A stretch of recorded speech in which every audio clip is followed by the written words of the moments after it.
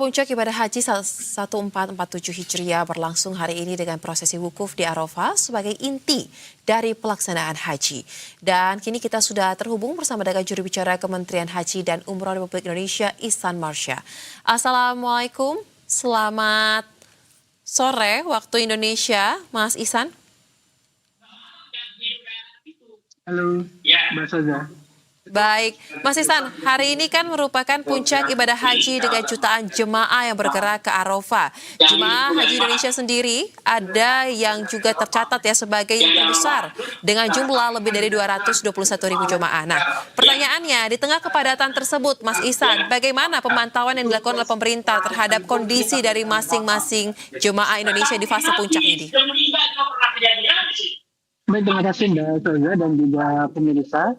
Alhamdulillah, seperti yang diketahui, jamaah haji Indonesia menjadi jamaah haji terbesar yang melaksanakan ibadah haji di Tanah Suci, dan kita bisa melihat bagaimana jutaan umat Muslim yang melaksanakan ibadah haji di Tanah Suci itu dengan kepadatan ibadah mulai di Masjidil Haram, dan saat ini semua bergeser ke Arafah untuk melaksanakan wukuf.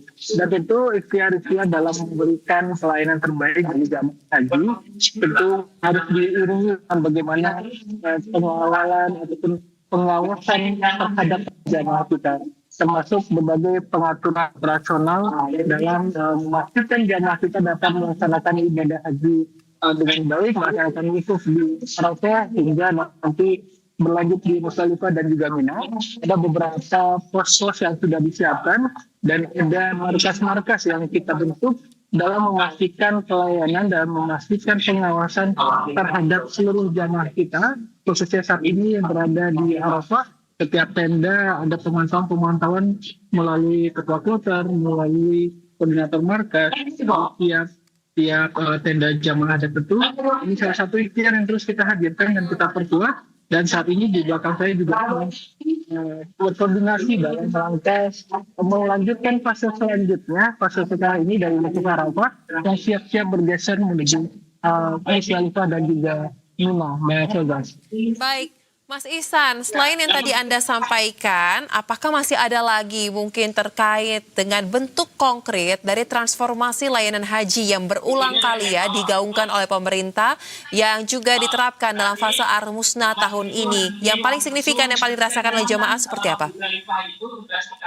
Tentu ini dimulai dari fase pergerakan jamaah dan soja, di mana pergerakan jamaah dari pemondokan masing-masing dari fase atau jamaah di sektor kita lakukan dalam 3 fase. Ini salah satu kebijakan yang terus kita hadirkan dari salah satu kebijakan transformatif, mengatur 3 waktu atau fase keberangkatan jamaah menuju area wukuf di Arafah, mulai pukul 7.30 dan 11.30 dan 17.30. Dan ini kita lakukan pemantauan secara real time melalui movement center yang ada di Kerja Mekah. Yang ini kita bisa melakukan pemantauan secara real time bagaimana pergerakan jamaah kita yang berada di dalam perjalanan, baik yang hendak diberangkatkan dari pemondokan maupun yang sedang dalam perjalanan menuju Arafah, saja, termasuk juga bagaimana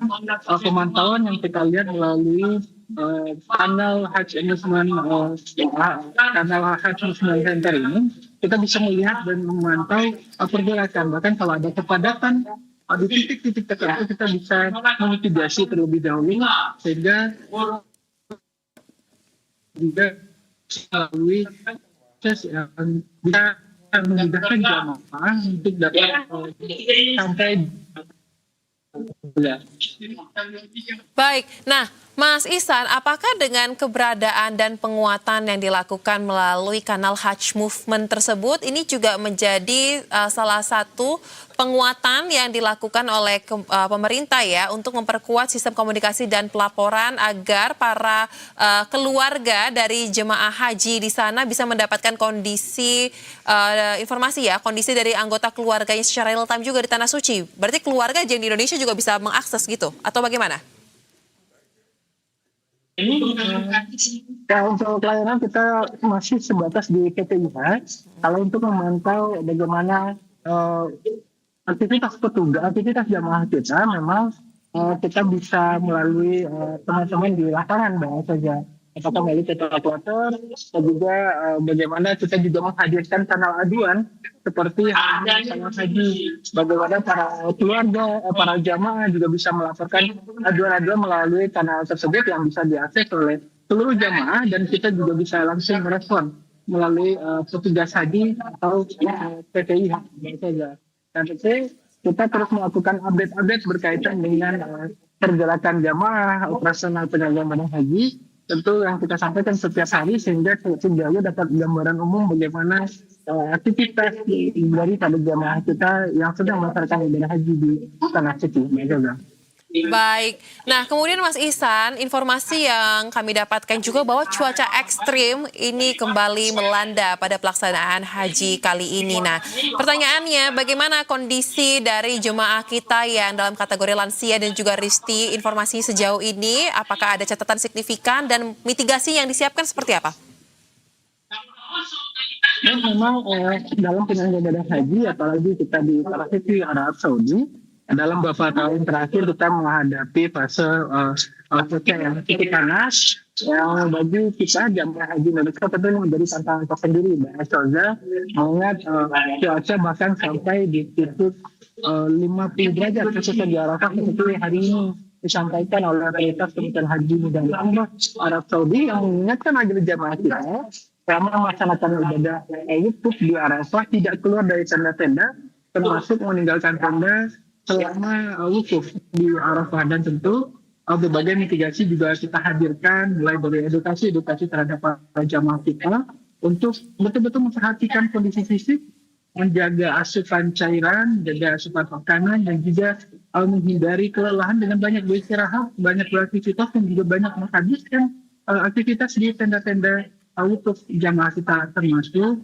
mitigasi terhadap jamaah kita yang berjamaah dan juga lansia. Bahkan dalam konteks wukuf ini kita ada program safari wukuf lansia, bahkan di mana jamaah kita yang lansia dari hotel di Makkah diberangkatkan menggunakan bus dan kita bawa menuju Arafah, dan jamaah kita di safari melaksanakan safari wukuf ini dalam konteks di masing-masing bus oleh jamaah, dan ini bisa menjadi salah satu kemudahan dan juga layanan kita hadirkan bagi jamaah lansia yang kita sesuai dengan tagline Kementerian Haji dan Penyelenggara Haji bicara tentang haji ramah lansia, disabilitas dan juga perempuan.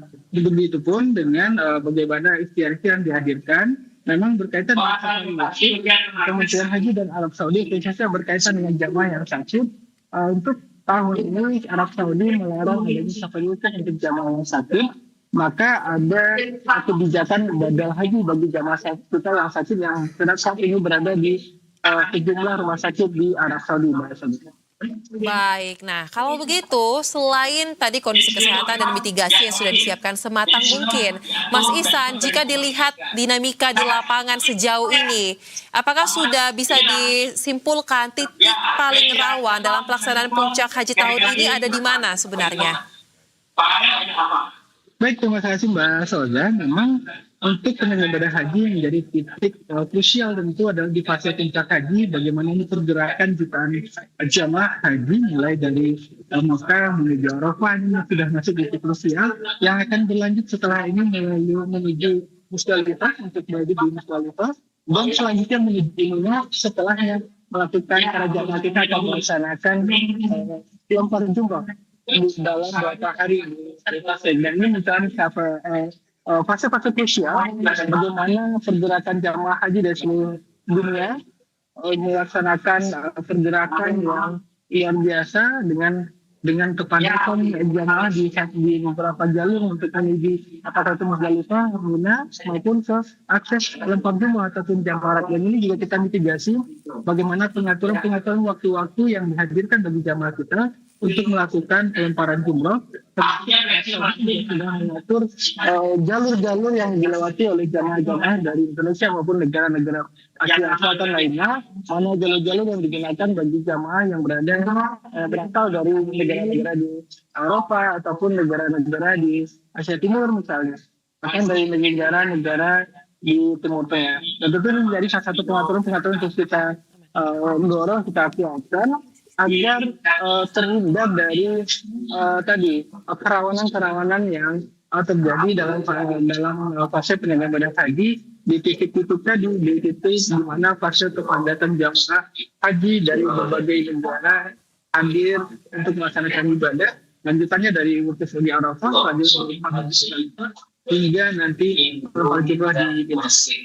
Baik, terima kasih untuk informasi dan keterangan yang dibagikan. Juru bicara Kementerian Haji dan Umrah Republik Indonesia, Mas Ihsan Marsyah. Assalamualaikum. Waalaikumsalam.